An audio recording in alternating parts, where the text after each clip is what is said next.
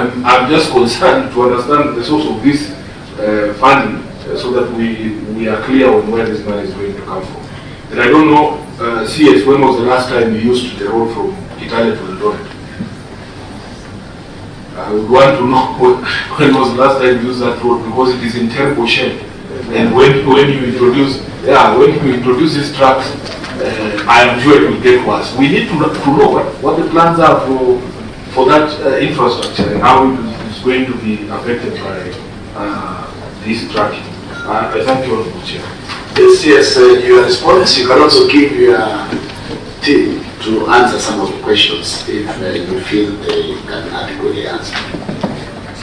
You can proceed. Thank you, Chair. Thank you, members, for those questions. We'll run through the questions very quickly, starting with the question from the first question from the Chair on what we are doing about the airstrips in Loki, in Dodua, and there's a private airstrip which was being used by the contractors in Lokicha. I think listening to the plan and what we need to do to basically get this product to market, the country needs to do so much. Like I did say in my opening statement, if we were to harness this product in 2013, 2014, it's probable that we would not have been ready. The kind of investment that has gone into the various infrastructure between then and today is so significant, including what Senator Sifuna did ask, the 201 billion, which has I did enumerate in that table to show the various investments that have gone to the various sections of the corridors, including let's say Kitande, which is the Maitisa, just off Eldoret to Kitande, which is being rebuilt at a cost of 8 billion and funded by Africa Development Bank, and we just going to start that project in a very short while. So I'm aware that Eldoret Kitale is in very bad shape. We'll be getting a contractor shortly to site, and we'll clean up that section from that Maitisa all the way to Kitale. So there's been a lot of heavy investment. Waziri, are you saying that portion has already been tendered for, or it is in the process? It has been tendered for. We've got funding from Africa Development Bank. In fact, for context, we're just waiting for an obligation to award the contract, and work will start immediately. So a lot is happening, and a lot has happened. To an extent where maybe what I should have done is structured that table to show that table in page 8 to show what has been completed, though we are showing the status column, and what which are going to be started shortly, what which are ongoing. And you know, honorable members, from this presentation you realize that we are dealing with a monumental project for the country.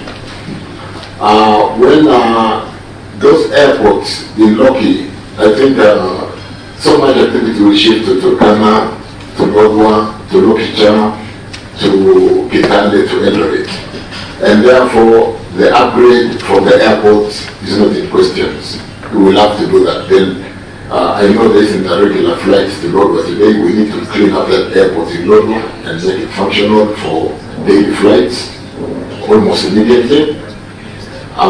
The passage of the field development plan, if it sees the light of day, will mean we have to quickly implement and finalize the footprints in anticipation for December 2026. And therefore, a lot, including what I did capture, Cecilia, in what you did raise in with respect to the 3 field development plan. The challenges today present great opportunities, and therefore, like I did say in my page 22 of my presentation, I did allow me, Chair, to refer to a statement I did capture in page 22, which basically says it will boost commerce in the Northeast region and ensure that even remote communities like Turkana are better integrated into the national and regional economy. It's not in denial that so much infrastructure has not been done in that region. But you can imagine how much what will have to be done in a very short time in anticipation to get this product to market. So I want to acknowledge the past, the present, and what we'll see going into the future with a product like this getting to market.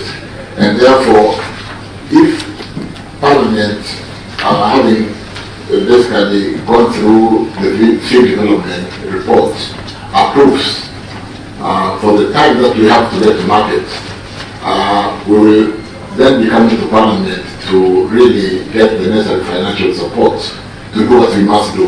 The contractor will have to do what they have to do within the petroleum sharing contract obligation once this field development plan is approved. But obviously, if the case is otherwise, then priorities will basically agency that may not agree. But allow me to basically structure through the question very quickly. So the airports, Chair, under the question will work on those airports, including the private airport. We have proposed that it be taken over by Kenya Airports Authority and be managed by KAA. Dr. Mwakanga, how account is protected? Once the field development plan is approved, we'll get to another series of engagements in preparation to get to market. You can imagine it was not approved, then we cannot prepare and do what we must do. But to the extent that we get this approval as a government, what we then have to do is to seriously start engaging the county governments to do what we must do to manage the additional 600 trucks that will be on these roads crossing through the various counties. And so engagement, we just starting engagements through the approval process. Once approved, it means we will have to engage at a different level with all the counties where the product will be passing through to address the involvement of those counties, address the question of ensuring that the business opportunities that do come by, the issues of safety is engaged at a different level. But of interest, members, you know, sometimes when you see the road concerns and safety, it cuts across. It's a discipline issue. It is a road maintenance issue. People have had accidents because we fail to have signs to show there's a bump. So you hit a bump, and the bump is supposed to help you to slow down, kills you. So road signage, training, we are currently introducing a smart driving license, which I did mention. It will issue merits and demerits. It will have instant fine. We have talked through this with the judiciary, not just talk through it. We have a framework with the National Police Service and with the judiciary on how to implement this smart driving license with junction cameras that today's technology, we can watch how you are driving with telematics, with junction cameras, and issue points, merits or demerits. When you hit traffic lights, there are instant fines. We have worked on the framework. Of course, there will be still cases that will have to go to court. So there is so much that we are doing currently, not just because of this field development plan, but in the ordinary course of business. Don't forget that we still today have 2,000 trucks crossing any point per day. So out of 600, we should be addressing the challenge of today. But obviously, with an instant addition of 200, it exacerbates the problem, and we have to address that very quickly. So, Senator Mwakanga, we will certainly, as we approve this field development plan, and I will really engage at a different level to ensure that all the concerns raised are addressed, including the road infrastructures that are currently being built, and that have to be finished almost immediately. I'm happy members to report that with the payments of the pending bills to date up to December 2025, there is no reason why any contractor is not on the road today where there is a contract, around the contract. And I'll be meeting with the contractors next week to basically script them on fulfilling the obligations under the various agreements we have with them, ensure that they deliver the construction on time. We will accelerate where there is need for acceleration. We did securitize Sifuna 28% of RMLF, only 7 shillings out of the 25. So we still have a fairly good headroom for maintenance. We are not being careless. If we securitize everything, how do we otherwise maintain our roads? So we've only securitized 7 shillings out of the 25. We still have the 18 shillings. The law allows us to set aside up to 50%. And I think the wisdom of those who crafted the law and allowed up to 50% to raise additional funds is something that we need to explore and ensure that we don't have pending bills, we don't have contractors abandoning work and raising interest on certificates at 12 and 14% when we could go to market, issue a bond at a cost of about 8% and get the contractors and get the roads working for us. So we'll be prudent, we'll work very closely through this kind of engagements to ensure that we all appreciate what we are doing together. With respect to the question from I think Cecilia, the opportunities, I think it's time to really liberate the opportunities as opposed to looking at challenges or not having roads. We'll shift from where we've been building roads and start building roads in Turkana to leverage on this product. Whether the Baringo, Kapedo, Nakuru corridor will be cheaper will really depend on, do we start investing on a road that we build and finish in 3 years, yet we need to get the product to market in 1 year. So we'll start with the infrastructure that is available immediately because we need to get to market. And then look at the most effective route that needs to be built. Do we build roads for purpose of transporting oil product to Mombasa, or do we leverage on option 2, which gets us closer to the rail, or do we go to option 3, which is the Lancet corridor? It's one thing that we'll work on together, but to get to market immediately, we'll basically leverage on the corridors which have been built, and happy to know that a lot has been done. For those of us who have lately traveled from Kitale to Nandapal or Nakatok, I don't know, when in Kenya we love to say Nakatok, but when you say that on the other side, you have to talk about Nandapal. So for those of us who have traveled that route, the route has been built, it's a class A road, and it will carry the kind of weights. And of course, we have got the traffic accident measures for that corridor. So much more of what we have seen in the last 3 years in that region will happen with a very high multiplicity. Maybe I was saying that because this is a question that was in all the 9 meetings that we had, the shorter route came up. I've had you that we need to concentrate on how we get a program within a year instead of embarking on putting up a road that will take us 3 years. But what are the plans that tomorrow when we will have an opportunity to go back, we tell them yes, for now we cannot, but this is a government plan for the shorter route? We looked at the unit cost of transporting a ton of petroleum products by road in terms of cost allocation. How much does it cost to transport a ton of this product per kilometer? And to the extent that transportation is not a significant cost in the cost allocation, it will still make sense that we can save this money and invest what we are earning to basically build new corridors. You know, honorable members, when we come to Parliament and you give us 60 billion per year to build roads. You did an allocation of 60 billion on account of the total collection, the GDP of the country. How much can we be allocated? When GDP of a country grows, we get more money. When we leverage on this oil product and get more money, we get money on roads.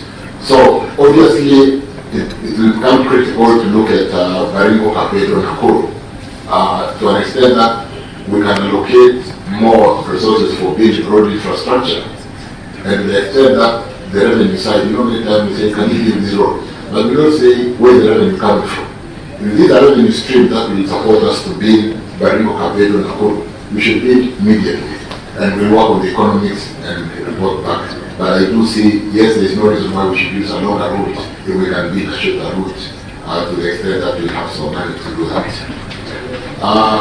Senator Veronica, the cost scenarios I just talked to the unit costing of transporting products, and yes, I agree, we can get the shorter routes immediately, why not? But why we are adopting the routes that are available to us today, because we must get to market.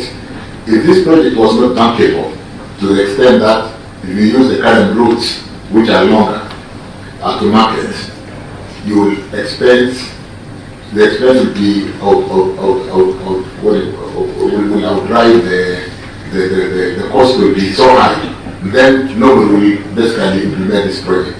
So to the extent that there is a bottom line, and there is a share of revenue in line with production sharing contract, that will be earned by the contractor and that will be earned by the government.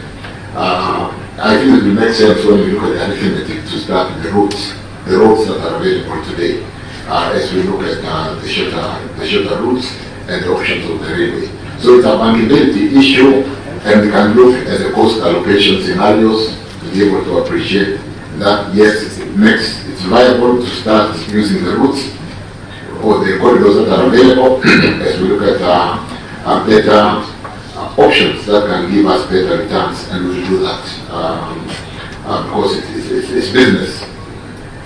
On road safety members, I've said we are able to do so much, and we should not just do it because we are getting an additional 600 trucks.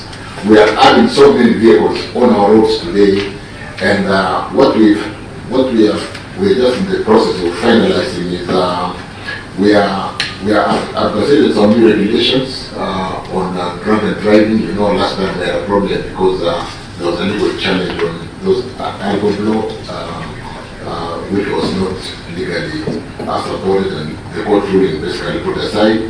We've considered the need for inspection of all vehicles that are on our roads. When we are developed economies today, a vehicle which is beyond 7 years because of pollution is not licensed to be on the road. We need to inspect all our vehicles, and to be able to do this, we'll be licensing. We are working on a framework, fairly advanced, where inspection can be done in various towns by private licensed inspectors. And therefore, most of the accidents are because of refrigerators. Most of the accidents is because of the tire pass. We are not inspecting our vehicles. The discipline from the driver to the need for inspection, currently we don't inspect the private motor vehicles. The regulations will now require that all vehicles be inspected, and so that we don't subject somebody in Homa Bay to travel to Kisumu, or somebody in Bombay to travel all the way to Kisumu for inspection. Will be opening up private inspectors who are licensed by NTSA to inspect vehicles probably in every county headquarters, and that 600 million shillings which is required for government to set up an inspection center can be done by the private sector, and therefore reduce the accidents which would be controlled into having more discipline, employing technology on smart driving license and so on and so forth. So we'll pay more attention on the road safety because we lose so much. This has been costed to what it costs GDP loss to the country when we lose breadwinners on the road and the loss to the economy because of accidents. So we are working on that. On the concern of Elisha, you raised the question of sales and tariff enforced by various counties.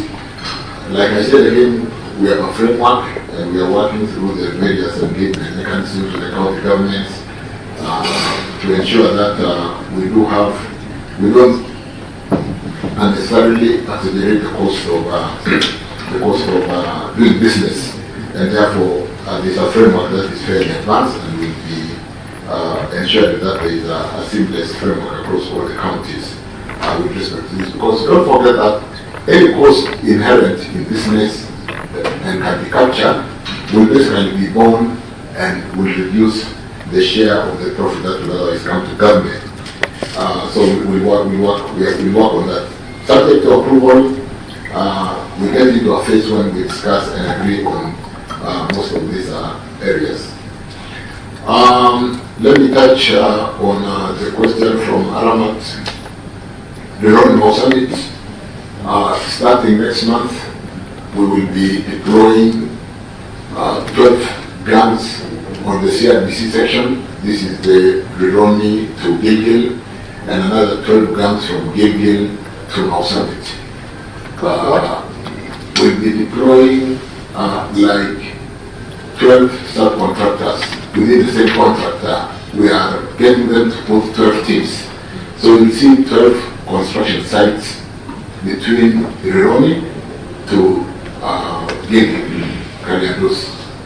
That's where they split the road, and there's a company called Shandong who is picking up from Gilgil with 12 guns going through Nakuru all the way to Mozambique. And I want to promise to deliver this road as a ministry on behalf of by June 2027. In fact, Rironi, Naivasha want to open for traffic by August this year. Will be done.